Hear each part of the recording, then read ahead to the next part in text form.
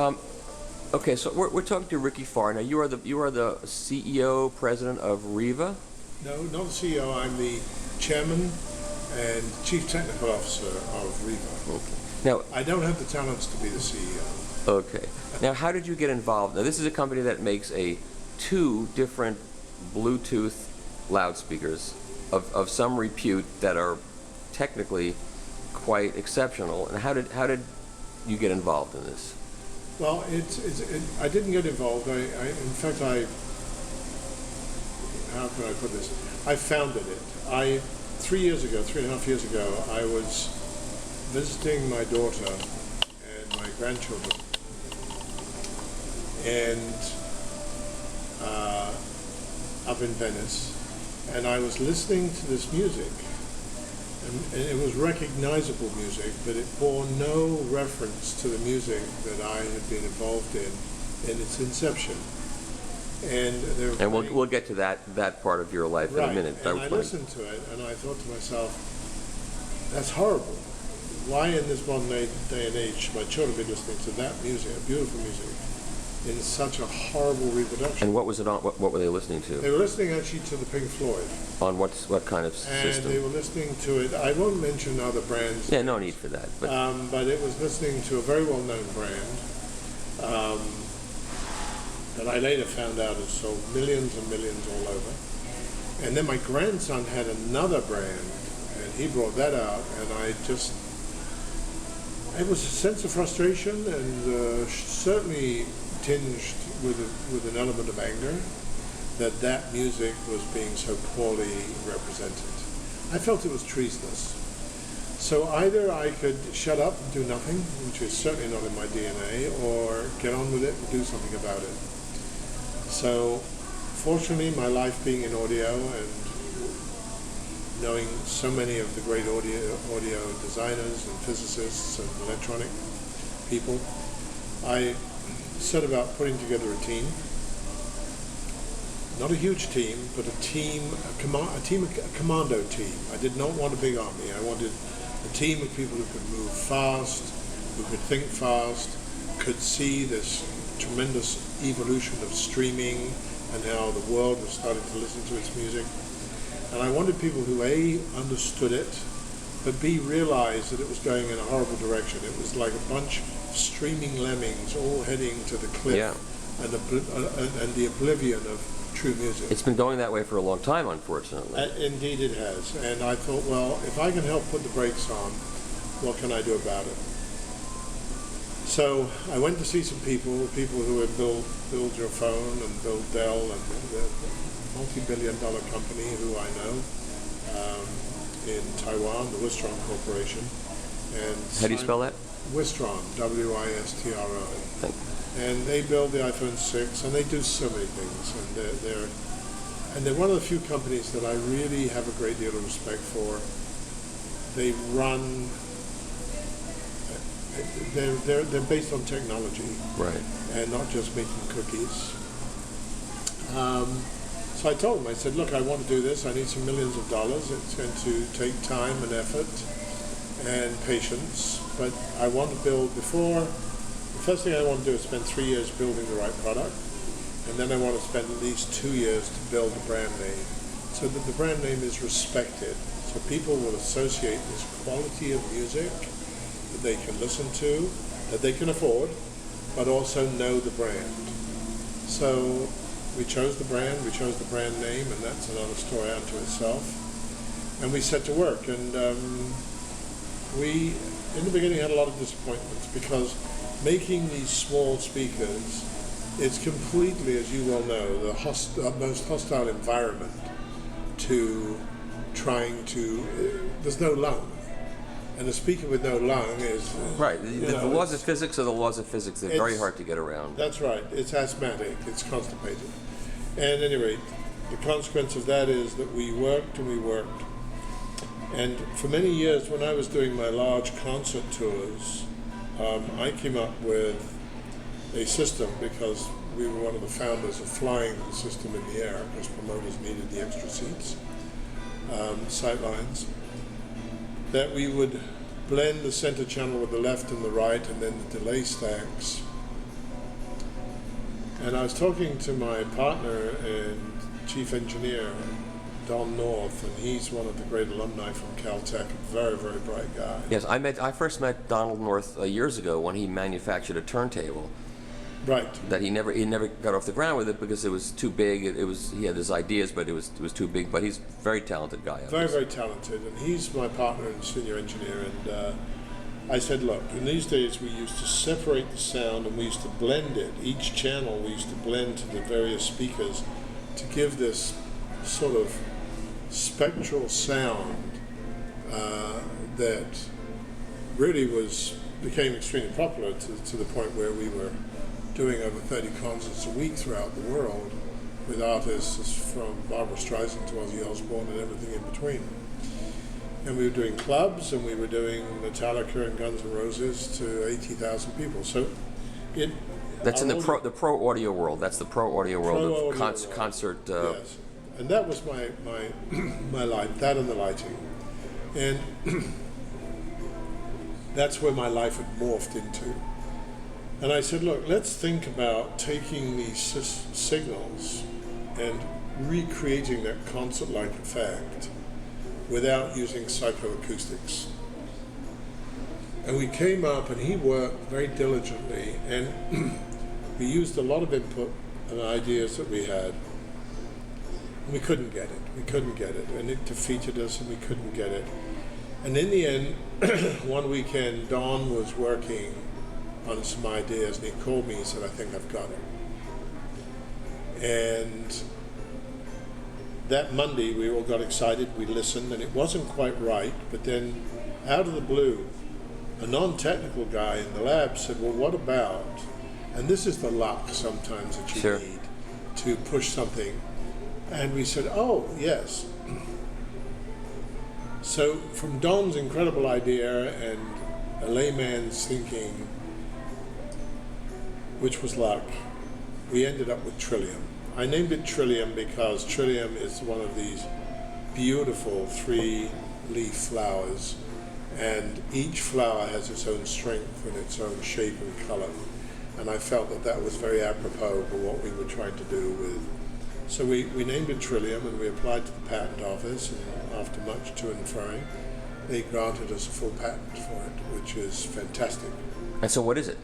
It is basically taking a very fuzzy Bluetooth signal and reweaving it to get some of the fuzz off it, and then taking that stereo signal and then blending it into 3 channels, and blending it in such a way where you have the center voicing and that you get this sense of staging. So when you actually listen to the music, everywhere in the room you hear the music the same. And that's without it being hokey. It's not one of these hokey sounding you've surround heard sound. It, and I would knock anybody to the ground and call my music hokey. Right. I mean, I am passionate. It's not one of these phasey things where No, the hokey is the right word. You're not trying to get 10 feet away, because you can't really get 10 feet. 10 feet of separation, you can't get that, but you can get a nice sense of space. If you can create the right source from your speaker with the right angle of dispersion, and you can create 3 speakers in 3 different positions where they all work in harmony and blend, and even if the speaker is 30 degrees off axis, so it's a 60-degree dispersion, as long as you can blend that and tune the signals it's getting so that you don't get these lobes, right? So that you get this one sort of, I mean, the only thing I can liken it to is like just a whole perfume of music. I mean, you just, everywhere you go, you don't smell it, you hear it. Right. It just has this wonderful pervasiveness about it. And let's face it, I mean, the industry, it's not the greatest thing we're going to do. It's great for us right now, and I know that you've had a chance to listen to it. Yep. You've been very kind, as has the audiophile industry in the whole. Well, part of the reason for that is because you bothered to bring it to us at a hi-fi show. A lot of these companies don't care. But our feeling is if you bring it to us and it's really good, and we get the word out to people who have a lot of influence, who are a lot of audiophiles who tell their friends who aren't audiophiles but they want to know what's good, then we can help spread something like this virally. Rather than doing it from the top down, it has more weight when it comes from the bottom up. Although I'm sure you're going to be promoting it from the top also. No. You know, it's funny you should say that because, you know, you can appreciate working with Jimi Hendrix when he first landed in England with Chas Chandler as manager. I've been involved in a lot of things that have come from seeds, made some roots, and created some tremendous trees or branches. Right.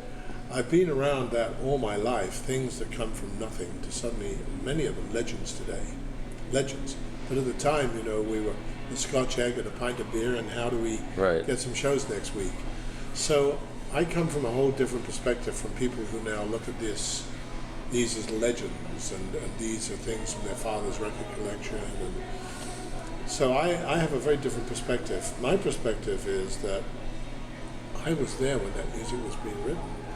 You know, if you Google Pink Floyd, Rikki Farr, they stayed at Marshalsea Road, which was my famous old grain warehouse I had on the side of the River Thames, which was 4 stories tall, 3-foot solid brick walls, and the old rope water elevator, the water pressure elevator, that could take 2 tons, and the equipment used to go up and down on different floors.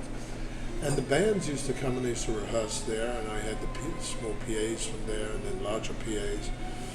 And I heard that music being written, and we used to hang and do what we used to do in those young days and have a good time. And we used to, at 4 o'clock in the morning, go across, because Covent Garden was right there, and we'd go to the all-night fruit drayers cafes and have the thick bacon and egg sandwiches and big mugs of tea, and go back and write songs that are now legendary. So you had this design, then you had it manufactured, but it also had to have all the accoutrements of a modern piece of gear. So it's Bluetooth. Yes. Well, what we wanted to do, the goal of the company was, it was quite clear that Wi-Fi was the future, and future for the masses. So let's say you get the technology done the way you want it. Then you have to have it, an industrial designer come up with the look of it. You need to have, you have to bring it in at a price point. There's a lot involved in that. Right. I built, I had a lot of success bringing in the first soundbars into America with a company called Vizio. Up until that point, the only soundbar that there was in America was that large Yamaha that I had, 86 speakers. Now, is this the same Vizio that's doing the televisions Yes, now? Are you involved yes. in that company too? I knew William when he just first started, when he first inherited all those Gateway TVs, and the sound was horrible. And he said, "What can I do with it?" And I said, "Let me see what I can come up with." And I developed the soundbars for him, which turned out to be very, very successful. We had a huge success, sold quite a few million. I mean, when I say a few million, over 2.5 million. Wow. And I designed them. I did the ID, as I do all the ID for my company. That's my joy. Oh, so in other words, this is, you're not new to this. No. Because I know your past life, which we've talked about, which we'll talk about, which we could be here till the sun comes up tomorrow morning to talk about, and to some people that'll be more interesting, although this is important. So this is not something that you just jumped into. You've been doing this. No, if you take Gateway, Dell, NEC, Packard Bell, E-Machines, I developed all of the desktop speakers for their computers. And when I had to retire from touring from the giant PA systems, through just wear and tear, frankly, I had to stay involved with music. Well, people were building desktop speakers that sounded like donk. Yeah. And I came up with a way to devise a particular 3-inch speaker, which had a little secret to it, and people were getting really good music from these very inexpensive little speakers.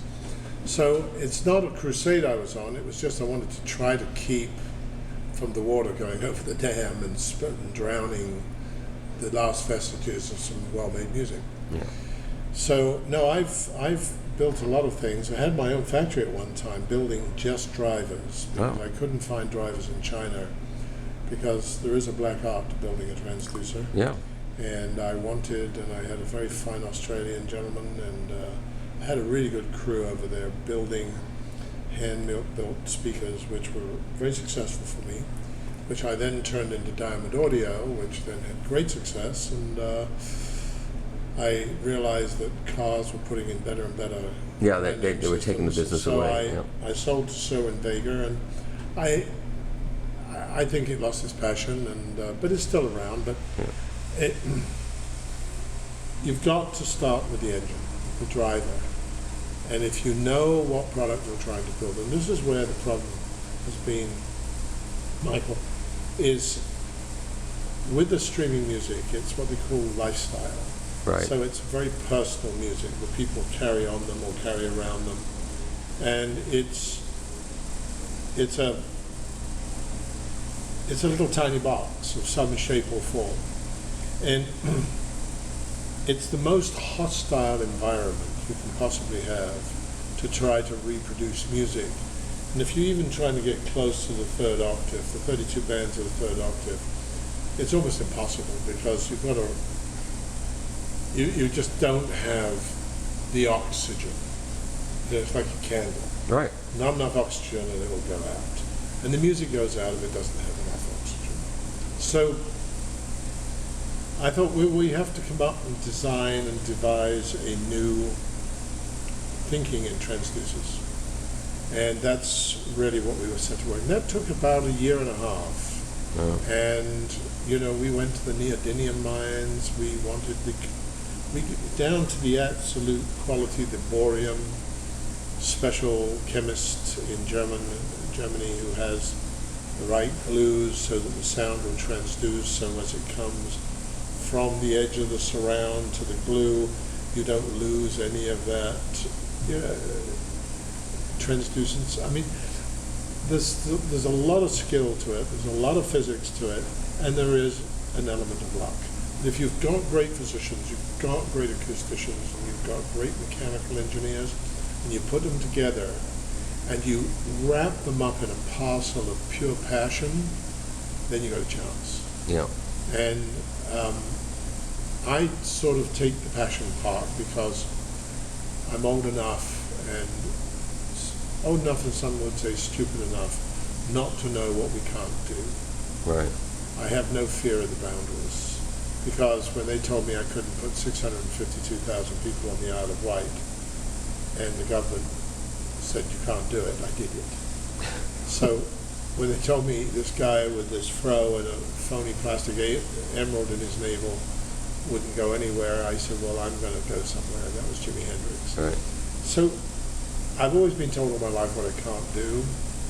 And they told my father, as a coal miner, he couldn't be a heavyweight boxer. Well, he fought Joe Louis for the world title in 1937 and went 15 very good rounds, and the crowd booed the decision. So it's in my DNA to stick my nose and my mind and my thought process into places where I'm told I shouldn't. Not because I'm inquisitive or nosy, but I just have this passion for seeing something done better. And this thing plays very loud, relatively loud, but it doesn't distort. Right. And it holds together in a way that's well, there's surprising. two things. With loud you can have a jet engine, or loud music. You can have all of the tonality, all of the nuance, all of the peaks, all of the modulation playing at decibels of 90, 95, 100, 105. That's very loud to the human Yeah, that's loud enough. But not losing any of the tonality. It's just how much your ear canal can withstand. I am not, I'm on record of having the largest PA system in the world. You go into JBL, Harman Kardon, for the California jams. That's my PA. Huh. And that was the largest PA ever assembled. In fact, that wasn't. The largest PA ever assembled, I assembled, was for the Pope in Ireland, for 1,200,000 people. So this is taking things in the total opposite direction. You have to make the smallest thing possible that can still please the Pope in a stadium. But no, you can't do that. You can't quite do that. Well, and we also hold the record down for the largest crowd in Rio de Janeiro, where we were on Copacabana and Ipanema Beach, Pepsi Cola. We did a free concert, and we had the floating rafts in the sound system. That was 1,400,000. We've done some very big, the Isle of Wight was 652,000 Yeah, and you did people. the sound system. But Yeah, I got to stop you a second. Because you're involved in all this from what you're telling me, the stories you told me. It's more than just the PA side of it. I mean, you were involved in the artist management side and the art, and Because, well, like you, Michael, you you have to be the chef, the maitre d', the sous chef, the bottle washer, and the doorman. You have to, somehow. There's no university for what we do. You have to. especially back then, because it was Totally. There was no rule book or playbook. You basically, and I don't want to sound corny, but the necessity is truly the mother of invention. Yep. And if we've got a concert and we've got this and we've got acoustical issues, I remember once sending out to an Air Force base to get air balloons, weather balloons, these giant weather balloons, and getting them filled up with helium to put them in the ceiling so that the acoustics for the venue were bearable for a very big Bob Marley concert. You just do things because you know your hurdles. and you got to make it work. And you've got to clear the hurdles, Yeah. because if you fall, then you've got X thousand people without a concert. Right. But this little thing is a different thing. You have to pack it all into a very small container. Yes. And you have to make it reliable, and you have to make it ergonomically reasonably easy to use, and you have to have the latest communication technology between people's phones. So there's a lot packed in there, and it has to have the right kind of battery. And so, obviously, you didn't do that by yourself. You had a team of people that were had expertise in all these various functionality things. They all had to get together to produce this final product. That must have taken quite a lot of effort. Yes, it took a lot of effort, certainly a considerable investment, and a lot of hours. The battery that we're using, and I'm glad you bring that up, is the very same battery that drives the Tesla car, because with audio, as you well know, the end product of what you listen to is as good as the weakest link. That's right. You can have a phenomenal, well-balanced deck, the cleanest record, but a poor stylus. The other two are completely negated. So what we have to do is we have to start with the biggest problem first and beat the toughest problems first. And once we overcome those and we work towards microamplification, well, look at your cell phone. Look what that can do. Yeah. So microelectronics is something that we have good connection with, and we have some very bright people, especially when our partner is Wistron, who builds iPhone 6 and tablets and so many millions of these components at a very high level. So then we had to get battery management. Then we had to get the way to be able to charge this and hold a charge. I mean, the Turbo X that you have, that's over 26.5 hours at 76 dB. Yeah. That's a long... Yeah, you don't keep plugging in every couple hours, which is the fantastic part but about it it. plays as if it is plugged in. Yeah. There's no step or drop. The driver we're very proud of. It's very expensive. I mean, I'd love that I could be able to sell this product for slightly less money, but the drivers and the batteries, and because I wanted to build something that people who were sight impaired, I wanted to make this available to as many people who love music and listen to it. And having worked with Stevie Wonder for 19 years, I became very conscious of how his hearing perception is 3-4-fold Sure. of most people, because that sensibility that he has is, and he hears things, and he hears tonalities.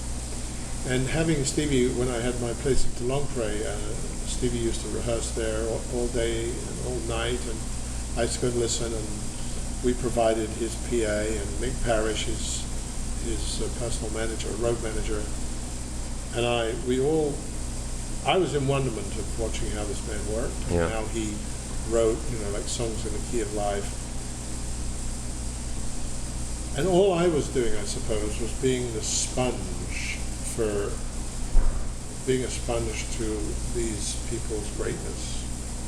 And of course, that record now is a classic, and he's a legend. Yeah, of course. But when it was being written, I was watching how he did it, and how he was hitting those Jeff Beck chords on the clavinet for satisfaction. Dun, dun, dun, dun, dun, So you wanted to make sure that this thing would be ergonomically good for people who couldn't necessarily see too well. And since you've aimed it at the audiophile community, you're aiming it for people who can't hear that well. Oh, I didn't say that. I'm sorry.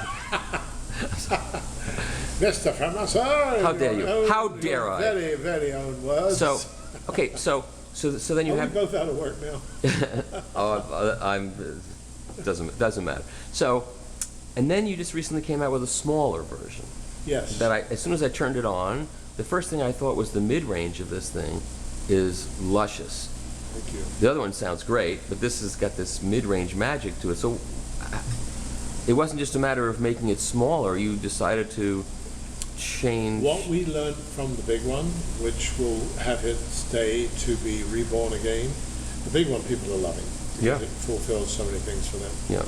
But what we learned from building the big one to the small one, we have realized that the voicing and that sense of voice, and as long as the bass is played as a true bass, and the instruments and the solos, and they're all layered, it's like a layered cake with the cherry on the cake. Yes, of course. Is that voice. And people are so appreciating it. And that one, because it's a little less money, that one is, we're a little nervous how quickly we can build them. Now, how are you marketing these products? I don't see them. It's obviously some word of mouth, some. What we chose to do was, going back to what you said earlier, we chose not to do, in fact, if you look in our handbook, it says, there's a disclaimer in our handbook that says, in the design and creation of this product, no sports stars or celebrities were used in the laboratory in the testing of the manufacturing manufacturing and design of this product. We did a little jive. I had a little poke fun at another company or a couple of companies. This is music for the people who want to hear true music. I'm not going to do it off some vacuous sports star that really may not know good music, may or not. I don't know. Or cynically manipulate people's hearing, because people tend to gravitate towards a few parts of the spectrum. Like you get in a rental car, and then you turn the radio on, and the bass is way, way high, and then the treble is usually turned all the way up, and there's no mid-range, which is where everything happens. It's exactly. like it's so stupid. Exactly. And you've avoided that in these products. We thought that we would be initially a niche company, a very niche company, because of that we're swimming upstream from the norm at the moment. Right. But we're absolutely amazed at the amount of people actually started by, well, going back to your previous question, I said to everybody, let us go to the top of the tree. Let's go to the people who know audio. Let's go to people who really understand audio. And let's see if we can gain their commitment and belief in what we're doing, which is what we did. And you came to a hi-fi show, which none of these companies do. Right. Partly because people would listen and laugh at what they've done. Right. And we went to all of them, and we're going to more. We're going from all over the world. And it is expensive but a long route. But what it is doing, it is creating a ground foundation and now a groundswell of people whose opinion matters, people who are the voice of audio in its present state and in its future. You are clearly one of them, and a very important. Speak louder, I can't hear you. Okay. That's all right. I have a very good hearing, doctor. I figured if we've achieved what we've set out to achieve and are accepted in that community, then from there, then we can really then we have the foundation. Then we can build our house on the foundation. If not, then if the people who really care about music think it's not very good, then we fail. Yeah, because there's a lot of crap out there that people who don't care about it will buy anyway, that just Right. to have a casual And that's thing. not the purpose of this company. It's the Right. purpose of the company. And I didn't do this company for the size of the business. I'll take it. Of if course. it's very successful. But I did it for the size of the music that we can reproduce. If I did that, and this company has dual purpose, and with a stinger, which I will talk about, but I certainly don't want it promoted. I'm not doing it for this purpose. This is something that I will have unwritten on my tombstone one day when I'm not here. But if we can rise above this whole maelstrom, this mainstream of mediocrity, some better than most, some atrocious. There's this big, thick flock flying at about 20,000 feet of Bluetooth audio. And in the main part, I find it terrible. Yeah. There's some better than others. But I thought if we can fly through that cloud and rise above and fly at a different height where people start to say, well, what's that? And that's exactly what's happening. We are hearing from all over the world. I mean, by invitation, no solicitation by us, we are now distributed, we will be going into next year, distributed in 19 countries in the world. Wow. And this is by people who have heard, listened. Some people actually have been to the audio shows, the Newport show, Sure. the Can Jam, the Denver, the Rocky Mountain, yeah. Right?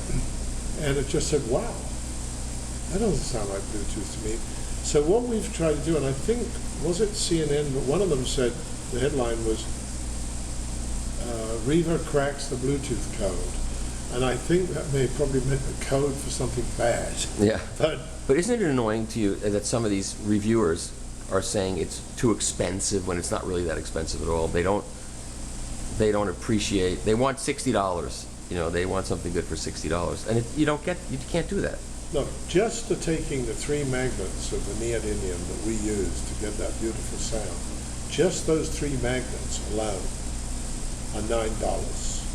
Well, anything that's $9 raw cost, you Yeah. have to 3 times it. Yeah, and in high-end audio, it's 5 times pretty much. So 3 Right. times is We're trying to be, so you take that and you're at $30. That's without labor of assembling it, then the rest of the speaker and Right, the voice. right. So, and the packaging, and people don't understand what's involved. no, they don't, and what they've done is they've become so anesthetized to this sort of culture of mass mediocrity. Yes, mediocrity, and the everything sounds the same syndrome, where it doesn't matter, it all sounds the same. That's. I was at one of the biggest retailers in the country in Minneapolis, and I was in front of the buyers, and they knew my history, and they were asking me questions because they had their favorite bands, and we were getting on famously. Yeah, we'll get to that soon because I don't want to let Right. that go Right. before the battery wears out on this. Right. This is not a 24-hour battery in my camera. Okay, so we put up the 3 top best Bluetooth speakers, all approximately the same price as us, and we played them. And in fact, what I did is I put a cloth in front of them with a number, and we switched backwards and forwards, center.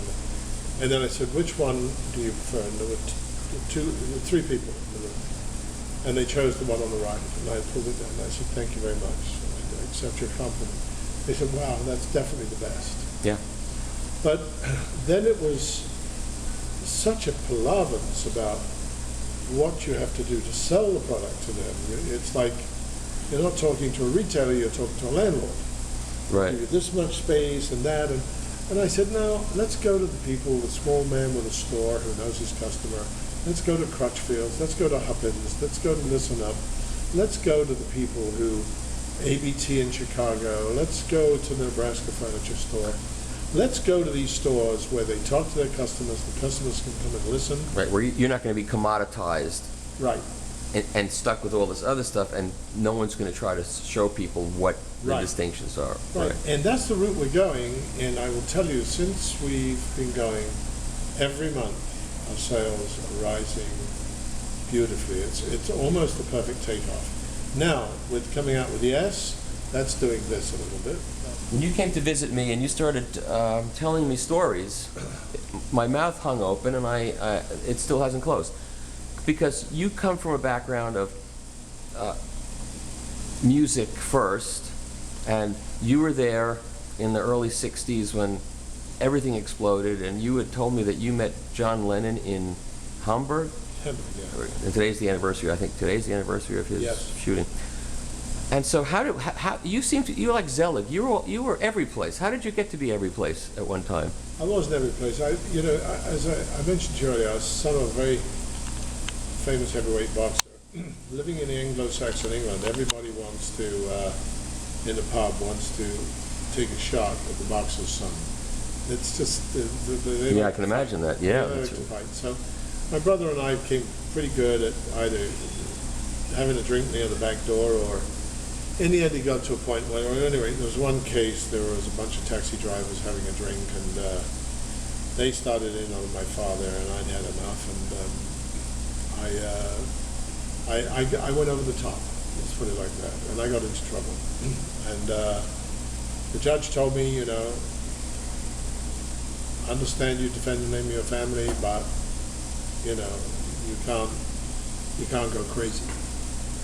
So anyway, my father gave me £100 and a passport, and he said, look, go travel and come back when you've got a little control of yourself. And he said, by the way, I'm very grateful for you defending my name, and I would have done the same as a young man, but off you go. Yeah. So I took off for Sweden because I was at art school. In the summer I was a lifeguard at Brighton Beach, and I always used to see the Swedish girls. I thought they were very beautiful. So I took off to Sweden, as any young man would do. Had a wonderful time in Sweden. And then ended up in Denmark. Got a great job in Denmark, but unfortunately didn't have a work permit, so was kicked out of the country. So they didn't kick me back to England, they kicked me to on the ferry across to Germany. So late at night, I think I got off the ferry, and I'm standing in the red light district, right on the corner of Große Freide, Winkelstrasse, Reeperbahn, and I got 8 Deutschmarks to my name, and I'm standing in line, ready to get a hot dog from the cart on the street, and I hear a voice behind me says, oh, I know who you are, you're the boxer's boy. I saw you in the newspapers, you were in trouble, you were fighting. I turned around and I said, who are you? Here we go again. And he says, no, man, I'm Lennon, John Lennon. I'm with the band over the road, the club. So I said, oh, really? We sat under the bus shelter and had 8 hot dogs, and we were chatting away. And he said, well, come on over. So I think it was the Indra Club. I'm pretty certain it was the Indra Club. So went over to the club, and this is when Stu and Pete were in the band. Right. And Ringo was also there, but he was playing with Rory Storm and the Whisper. Right. The Hurricanes. Right, I just read about that. Yeah. I'm reading that book Yeah. that goes into the fastidious detail of just the first couple of years of the Beatles. That's Right, by, and Ringo was playing there anyway. So I hung out for 2 or 3 days, and it was just great. I had a great time, and we said, hey, we'll hook up later on. So I went on down south. I wanted to go down to Pamplona for I think it was the running of the bulls. So we went down to Pamplona, and my brother took off on a sailing schooner, which ended up actually as being the boat used for the Marlon Brando mutiny on the Bounty in Tahiti. And I hitchhiked on a coal steamer from Lisbon, Portugal, to Liverpool to go and see the boys. So I hooked up. Come on, Rick, you're a talker. Put some shows on. Let's have some dates. could you see at that point in time that what was going to happen happened, or? I had no clue. Yeah. I had no clue. But you liked them, and I just you loved liked them, hanging and I with loved them. the other bands. There was a lot of other bands. There was, And so having your father be who he was, and whatever burden it was for you to be defending him, Right. and whatever that was. Oh, I have to get out from under my father's shadow, and it's a problem. When you got to Hamburg, it was the fact that John Right. Lennon recognized you from whatever that connected you up. So it actually was okay. It was More than okay. it was more than okay, and Okay, so go back to so you went back to Liverpool. but I went back to the pool and I and I saw them and they were playing a club called the Iron Door. They hadn't gone to the Cavern yet, and I started putting on some shows, the Hazelmere Town Hall, Guildford, just stuff around, in local. Now, How do you do that though? How do you? I'm putting on a show. You have to learn how to book a club and get no, not a club. money or I would go to the local town hall a town hall because they would have a bar, right. and I would go and book the hall for the night. And where'd the money come from? To book you? Well, I just would hustle. Yeah, you're a hustler. Yeah, I would yeah. hustle. And you I had would- brass balls. You had to have the brass Yeah, balls. I would hustle. I would say, look, I want to put on this show, and there's some guy in town, and his father had the big house, and I said, I want to put a show. You want to come in? You need to put up 50 Okay, pounds. okay. Now I see where you. Okay. You all say, right. and he put up 50 pounds. I only had 4 or 5 shows like that before I had my own money, Yeah. because I used to have this old car, and I used to go and get these silks, the double crown posters, silk screen, and I'd say, Hazelmere Town Hall, the date, 5 shillings, records, latest records from America, and soon to be recording star, the Beatles. All right. Soon to be recording star, the Beatles. And I get 400 or 500 people. But you remember after the war, everything was so gray. And Yeah. So now there was some color, and they would come in, and I'd I'd rented these little lights and put light gels in them. I had a Dansette player, and I was buying from Island Records on their mail order Sam Cooke and Otis Redding and Marquees and this American music that was coming, Bo Diddley, and I was renting this music and putting it on the 45s would drop down and play, and the arm would come up and go Yeah, down, yeah. and I'd play it through a pair of I paid Jennings. I bought a pair of Vox Jennings speakers and little amp, and I'd play it. And at the time, it was never heard of, and people just thought this is the greatest thing. And then I said, well, okay, on Sunday afternoon matinee, I'll rent the Guild Hall at half price and have American dancing, and I get 700 people turn up for 2 Wow. shillings and sixpence. Wow. I rented the hall for £10. I used to have this old car and the springs on the back with all the 2 shillings and sixpence because they were heavy coins in England.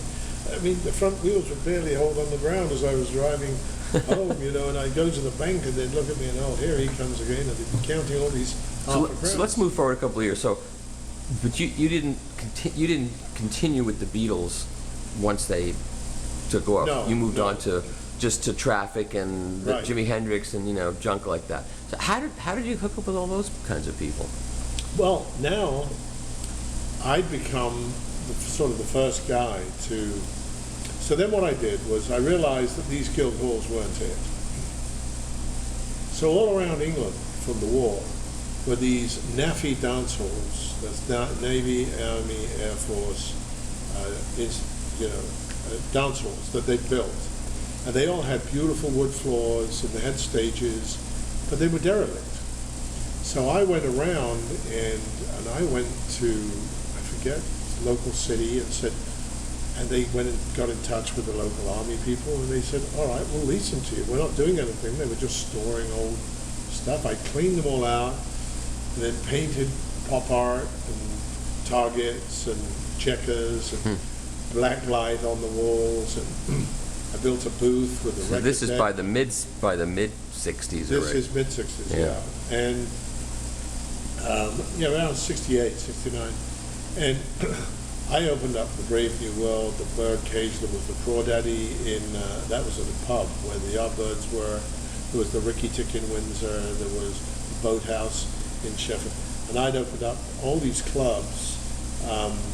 And then I was introduced to Harold Pendleton in London, who owned this very famous jazz club, called the Marquee Club. And the jazz was falling off to this new music. So Harold Pendleton and Kenny Barber and Kenny Ball, Chris Barber and Kenny Ball, two jazz musicians. Sure. And they said, well, Rikki, what can we do? You've got these clubs and you're filling them out. So I said, well, why don't I take over certain nights at the Marquee and we partner up and I put shows on. And then I became the guy putting on, I had the high numbers from Club Norique, who became The Who.